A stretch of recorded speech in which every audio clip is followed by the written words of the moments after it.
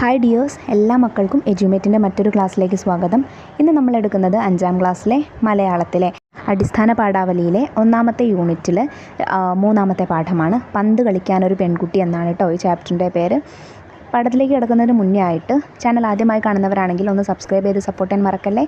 അതുപോലെ തന്നെ നിങ്ങളുടെ കൂട്ടുകാരിലേക്ക് കൂടെ ഈ വീഡിയോ ഷെയർ ചെയ്ത് കൊടുക്കാനും മറക്കരുത് കേട്ടോ. നിങ്ങൾക്ക് ആവശ്യമുള്ള 5ാം ക്ലാസ്സിലെ മറ്റ് വീഡിയോകളെല്ലാം STD 5 2024 എന്ന പ്ലേലിസ്റ്റിൽ അവൈലബിൾ ആണ്.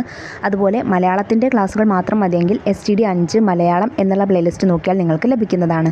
അപ്പോൾ ശരി, നമുക്ക് നേരെ ക്ലാസ്സിലേക്ക് കിടക്കാം. പന്ത് കളിക്കാനൊരു പെൺകുട്ടി. ഒരു വൈകുന്നേരം വീടിനടുത്ത മൈതാനത്ത് ഫുട്ബോൾ കളിക്കാൻ പോയപ്പോൾ അവിടെ പ്രകാശൻ ഉണ്ടായിരുന്നു. സത്യത്തിൽ അവൻ്റെ നേതൃത്വത്തിലാണ് കളി. ഉള്ളത് പറയാമല്ലോ, നല്ല ഒന്നാന്തരം കളിക്കാരനവൻ. ഓട്ടത്തിന് അസാധ്യ വേഗത, കണക്ക് കൂട്ടാൻ പറ്റാത്ത മുന്നേറ്റ പാടവം. എന്നെ കണ്ടപാടെ അവൻ പറഞ്ഞു, മഞ്ഞക്കിളി ഗോളി നിന്നോ. എല്ലാവരും അത് കേട്ട് പൊട്ടിച്ചിരിച്ചു. എനിക്ക് ഗോളി നിൽക്കാനായിരുന്നില്ല ഇഷ്ടം, കയറി കളിക്കാനായിരുന്നു. ഞാനും ഒരു ആൺകുട്ടിയല്ലേ. പക്ഷേ മൈതാനത്ത് പ്രകാശൻ പറയുന്നതാണ് നിയമം. പിടിക്കാവുന്ന 1-2 പന്തുകൾ ഞാൻ മനഃപൂർവ്വം വിട്ടുകളഞ്ഞു. അതോടെ അവൻ എൻ്റെ നേർക്കു തിരിഞ്ഞു. മഞ്ഞേ, നിൻ്റെ കൈയെന്താ, ഓട്ടക്കൈയാണോ? ഞാനത് കേട്ടതായി നടിച്ചില്ല. അടുത്ത പന്തും സ്വന്തം പോസ്റ്റിൽ കയറാൻ അനുവദിച്ചെന്നു മാത്രം. അങ്ങനെ ഒരു ലോകകപ്പിൽ ജർമ്മനി ബ്രസീലിനെ പൊട്ടിച്ചതുപോലെ എതിർ ടീം ഞങ്ങളുടെ ടീമിനെ കൊട്ടയിൽ വാരി. ഹാ. പ്രകാശൻ കലിതുള്ളി. പിന്നെ ഒരിക്കലും പ്രകാശൻ എന്നെ അവൻ്റെ ടീമിലെടുത്തില്ല. എന്നെ കാണുമ്പോഴേ അവൻ അമറും, മഞ്ഞക്കിളിയെ നിങ്ങളെടുത്തോ. എന്നാൽ എതിർ ടീമിൽ കളിക്കുമ്പോൾ ഗോൾ വഴങ്ങാതിരിക്കാൻ ഞാൻ പരമാവധി ശ്രമിച്ചു. പ്രത്യേകിച്ചും പ്രകാശൻ്റെ ഷോട്ടുകൾ ഗോളാവാതിരിക്കാൻ ജാഗരൂകനായി. അതുകണ്ട് പ്രകാശൻ പിന്നെയും കലിതുള്ളി. അപ്പോൾ നിനക്ക് പന്ത് പിടിക്കാൻ അറിയാം. ഞാനവൻ്റെ രോഷം കണ്ട് ഉള്ളിൽ ചിരിച്ചു. അങ്ങനെ ഇരിക്കെയാണ് സുമംഗല ഞങ്ങളുടെ മൈതാനത്തെത്തുന്നത്. വന്നപാടെ അവൾ ഒറ്റ ചോദ്യം, എന്നെ കൂടി കളിക്കാൻ കൂട്ടുമോ? പ്രകാശൻ മാത്രമല്ല, ഞാനും പൊട്ടിച്ചിരിച്ചു. പെൺകുട്ടികളെ ഫുട്ബോൾ കളിക്കാൻ കൂട്ടാനോ? അവർക്ക് പറ്റിയ കളിയാണോ ഫുട്ബോൾ? നീ പോയി കഞ്ഞിയും കറിയും വെച്ച് കളിക്ക്. പ്രകാശൻ അതും പറഞ്ഞ് നിർത്താതെ ചിരിച്ചു. ഞാനും ഒത്ത ഒരു ആൺകുട്ടിയായി നിന്ന് സുമംഗലയെ കളിയാക്കി. സുമംഗലയുടെ അച്ഛൻ രത്നാകരൻ പഴയ ഫുട്ബോൾ താരമാണ്. കേരളത്തിന് വേണ്ടി കളിച്ചിട്ടുണ്ട്. പിന്നീട് പരിക്ക് പറ്റി കളം വിടേണ്ടി വന്നു. ഇപ്പോൾ പശുവിനെ പോറ്റിയും പാൽ വിറ്റുമാണ് ജീവിതം. ഒഴിവു സമയങ്ങളിൽ മുറ്റത്ത് അച്ഛനോടൊപ്പം സുമംഗല പന്ത് തട്ടാറുണ്ട്. ഇപ്പോൾ അവൾക്ക് മൈതാനത്ത് കളിക്കാൻ മോഹം. അതിമോഹമാണ് മോളെ എന്ന് ഞങ്ങൾ ആൺകുട്ടികൾ അവൾക്ക് മുന്നിൽ ആർത്തു. സങ്കടം തുളുമ്പിയ കണ്ണുകളോടെയാണ് സുമംഗല മൈതാനത്ത് നിന്ന് പോയത്. അന്ന് രാത്രി ഞാൻ അമ്മയോട് ഇക്കാര്യമെല്ലാം പറഞ്ഞു. അമ്മ അപ്പോൾ എന്നോട് ചോദിച്ചു, പെൺകുട്ടികൾ ഫുട്ബോൾ കളിക്കാൻ പാടില്ലെന്ന് നിന്നോടാരാ പറഞ്ഞേ? ശേഷം അമ്മ ലാപ്ടോപ്പിൽ പഴയ ലോകകപ്പ് വനിതാ ഫുട്ബോൾ മത്സരങ്ങൾ കാണിച്ചു തന്നു. ഞാൻ അവയെക്കുറിച്ച് വായിച്ചിട്ടുണ്ടെങ്കിലും വീഡിയോസ് കാണുന്നത് ആദ്യമായാണ്. സ്ത്രീകളാണ് കളിക്കുന്നത് എന്ന് പലപ്പോഴും തോന്നുകയേയില്ല. മൈതാനത്ത് പന്തും മത്സരവുമേ ഉള്ളൂ. എല്ലാം ഉശിരൻ കളികൾ. കൂട്ടത്തിൽ ബ്രസീലിൻ്റെ മാർത്ത എന്ന താരത്തിൻ്റെ പ്രകടനം കണ്ട് ഞാൻ അന്തം വിട്ടുപോയി. അസ്ത്രം പോലെയാണ് മാർത്ത പന്തുമായി കുതിക്കുന്നത്. ഇന്ത്യയിലും പെൺകുട്ടികൾക്ക് ടൂർണമെൻ്റുണ്ട്. കേരളം പലതവണ അതിൽ വിജയിച്ചിട്ടുമുണ്ട്. നിങ്ങളെപ്പോലുള്ള ആൺകുട്ടികളുണ്ടായാൽ ഭാവിയിൽ കേരളം ജയിക്കുമോ? എനിക്ക് സംശയമാ, അമ്മ പറഞ്ഞു. ഞാനൊന്നും മിണ്ടിയില്ല. ഒന്നും ആൺകുട്ടികളുടെ കുത്തകയല്ല. അങ്ങനെ ചിന്തിക്കുന്നത് നല്ല ആൺകുട്ടികളുടെ ലക്ഷണവുമല്ല. അമ്മ പിന്നെയും പറഞ്ഞുകൊണ്ടിരുന്നു. അമ്മ പത്രപ്രവർത്തകയാവാൻ തീരുമാനിച്ചപ്പോൾ പലരും ഇതുപോലുള്ള അഭിപ്രായങ്ങൾ പറഞ്ഞിരുന്നത്രേ. അമ്മ വകവച്ചില്ല. പത്രപ്രവർത്തനം സ്ത്രീകൾക്കും വഴങ്ങുമെന്ന് അമ്മ ഉറച്ചു നിന്നു. വിവാഹിതയായപ്പോൾ അച്ഛനും അമ്മയെ പിന്തുണച്ചു. അക്കാര്യത്തിൽ മാത്രം എനിക്ക് നിന്നേക്കാൾ ഇഷ്ടം നിൻ്റെ അച്ഛനോടാ, അമ്മ ഉച്ചത്തിൽ ചിരിച്ചു. പിന്നെ സുമംഗലയെ കാണുമ്പോഴെല്ലാം ഞാൻ വിചാരിക്കും, എൻ്റെ അമ്മ ആഗ്രഹിച്ചത് അമ്മ നേടിയെടുത്തു. സുമംഗലയ്ക്കും അതിനൊക്കെ കഴിയേണ്ടതാണ്. ചിലപ്പോൾ മാർത്തയെപ്പോലെ മിന്നൽ വേഗത്തിൽ എതിർ പോസ്റ്റിലേക്ക് കുതിക്കുന്ന വലിയ താരമായി സുമംഗല വളർന്നാലോ? അങ്ങനെയാണെങ്കിൽ അമ്മ പറയും പോലെ ഞങ്ങൾ അക്രമമാണ് കാട്ടിക്കൂട്ടുന്നത്. അതല്ല, സുമംഗല മാർത്തയെപ്പോലെ വളർന്നില്ലെങ്കിലും അവൾക്ക് ഇഷ്ടപ്പെട്ട കളിയിൽ ഏർപ്പെടാൻ അവകാശമുണ്ട്. അവളും ഞങ്ങളെപ്പോലെ ഒരു കുട്ടിയാണ്. അമ്മ പറഞ്ഞതിൻ്റെ ശരിയായ അർത്ഥം അതാണെന്ന് തോന്നുന്നു. എന്തോ ആർക്കറിയാം. എന്തായാലും സുമംഗല പെട്ടെന്ന് തോറ്റു പിന്മാറുന്ന ആളല്ല എന്ന് ഞങ്ങൾക്ക് ബോധ്യമായി. പിറ്റേന്നും അവൾ മൈതാനത്തെത്തി. പഴയ ചോദ്യം ആവർത്തിച്ചു. പ്രകാശൻ ഒരിക്കൽ കൂടി ക്ഷുഭിതനായി. സുമംഗലയും വിടുന്നില്ല. ഇവരുടെ വഴക്ക് കാണുമ്പോൾ ഞാൻ സന്തോഷിക്കേണ്ടതാണ്. പക്ഷേ എനിക്കന്ന് അത്ര സന്തോഷം വന്നില്ല. എഴുതിയത് കലവൂർ രവികുമാറാണ്. ഇനി നമുക്ക് ഇതിലെ ചോദ്യങ്ങൾ നോക്കാം. കഥ ഉറക്കെ വായിക്കാം. 4-5 ഗ്രൂപ്പായി തിരിഞ്ഞ് ഗ്രൂപ്പിൽ ഓരോരുത്തരായി മാറി മാറി കഥ വായിച്ച് പൂർത്തിയാക്കൂ. തുടർന്ന് ഒരു ഗ്രൂപ്പിൽ നിന്ന് ഒരു കുട്ടി, അടുത്ത ഗ്രൂപ്പിൽ നിന്ന് മറ്റൊരു കുട്ടി എന്ന ക്രമത്തിൽ എല്ലാ ഗ്രൂപ്പും ചേർന്ന് ക്ലാസ്സിൽ പൊതുവായി കഥ വായിക്കണം. വായന കൂടുതൽ നന്നാവാൻ ശ്രദ്ധിക്കേണ്ട കാര്യങ്ങൾ എന്തൊക്കെയാണെന്ന് പറയൂ.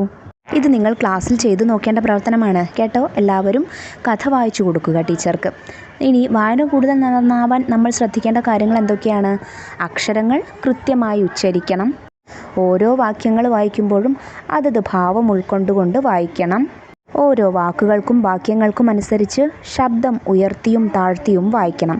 ഇക്കാര്യങ്ങളെല്ലാം നിങ്ങൾക്ക് ചെയ്യാവുന്നതാണ്. അടുത്ത പ്രവർത്തനം നോക്കൂ. രസകരമായ പ്രയോഗങ്ങൾ. മഞ്ഞേ, നിന്റെ കൈ എന്താ ഓട്ടക്കൈയാണോ? ശരിക്കും മഞ്ഞയുടെ കയ്യിൽ ഓട്ടയുണ്ടോ? എന്നിട്ടും പ്രകാശൻ ഇങ്ങനെ പറഞ്ഞതിന് കാരണം എന്തായിരിക്കും? ചർച്ച ചെയ്യൂ. ഉത്തരം: പാഠഭാഗത്തിലെ മഞ്ഞക്കിളി എന്ന കുട്ടിക്ക് ഫുട്ബോൾ കളിക്കാനായിരുന്നു താല്പര്യം, ഗോളി നിൽക്കാനായിരുന്നില്ല.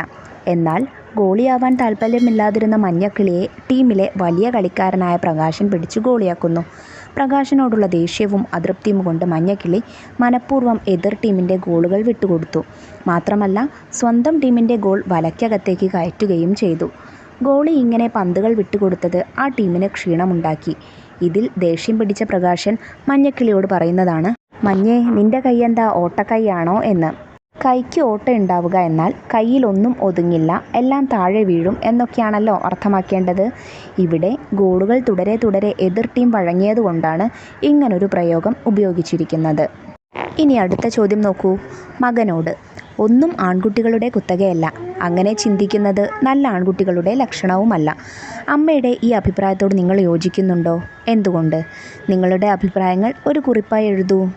ഉത്തരം: കലവൂർ രവികുമാറിൻ്റെ മനോഹരമായൊരു കഥയാണ് പന്ത് കളിക്കാനൊരു പെൺകുട്ടി.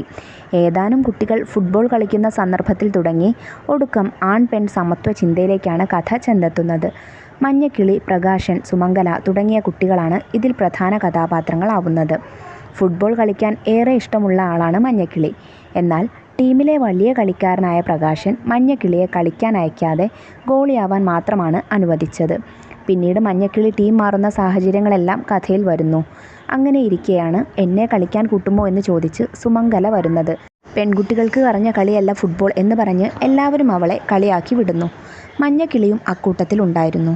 പിന്നീട് വീട്ടിലെത്തി അമ്മയോട് അവൻ നടന്ന സംഭവങ്ങൾ പറയുമ്പോൾ അമ്മയാണ് അവനെ തിരുത്തി കൊടുക്കുന്നത്. ഒരു മേഖലയും ആണുങ്ങളുടെ മാത്രം കുത്തകയല്ലെന്നും അങ്ങനെ ചിന്തിക്കുന്നവർ യഥാർത്ഥ ആണുങ്ങളല്ലെന്നും അമ്മ അവനെ മനസ്സിലാക്കി കൊടുക്കുന്നു. അമ്മയുടെ ഈ അഭിപ്രായത്തോട് ഞാൻ പൂർണ്ണമായും യോജിക്കുന്നുണ്ട്. ആൺ പെൺ തുല്യത പല മേഖലകളിലും ഇനിയും വരാനുണ്ടെങ്കിലും ഇന്നത്തെ കാലത്ത് പെണ്ണിന് സാധിക്കാത്തതായി ഒന്നും തന്നെ ഇല്ല എന്ന് തന്നെ നമുക്ക് പറയാം.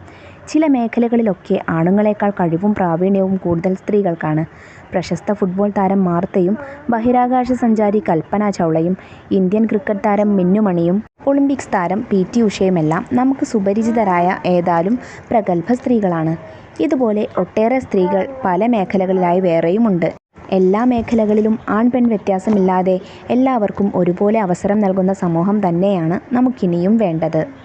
മഞ്ഞക്കിളിയുടെ ഡയറി. പുറത്ത് നല്ല മഴ പെയ്യുന്നുണ്ടായിരുന്നു. മഞ്ഞക്കിളി തിരിഞ്ഞും മറിഞ്ഞും കിടന്നു.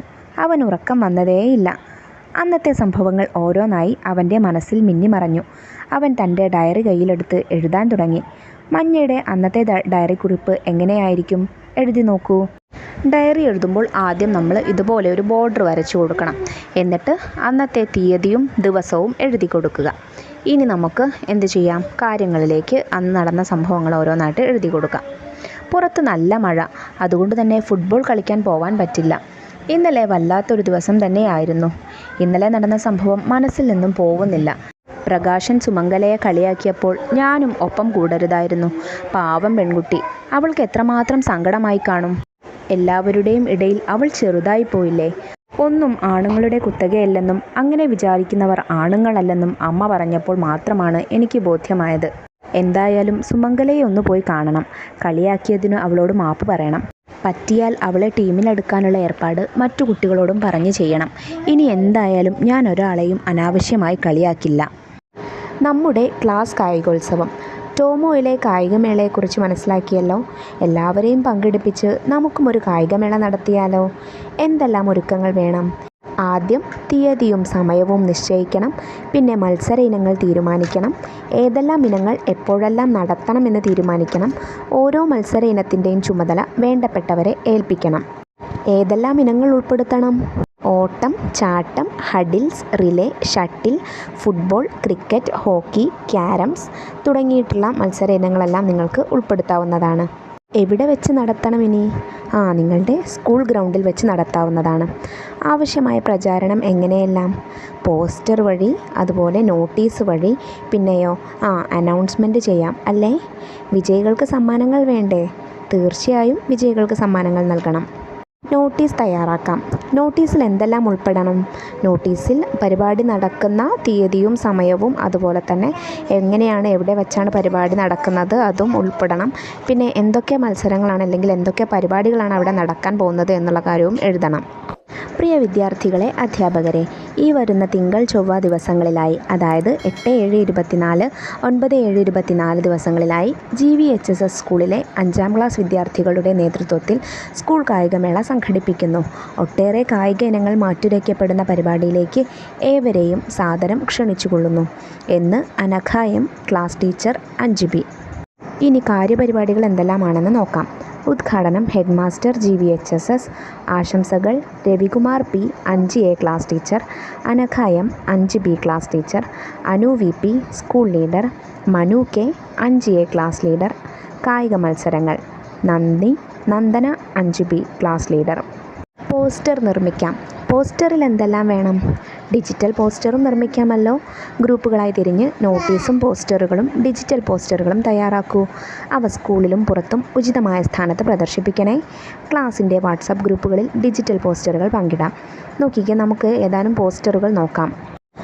വരൂ, പങ്കാളികളാവൂ, ആവേശകരമായ പ്രകടനങ്ങൾ, ഓടാം, ചാടാം, ആഘോഷിക്കാം.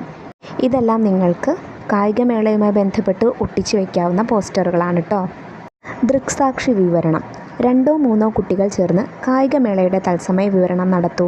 ഇത് റെക്കോർഡ് ചെയ്ത് ക്ലാസ്സിലെ എല്ലാ കുട്ടികൾക്കും കേൾക്കാനുള്ള അവസരവും വേണം.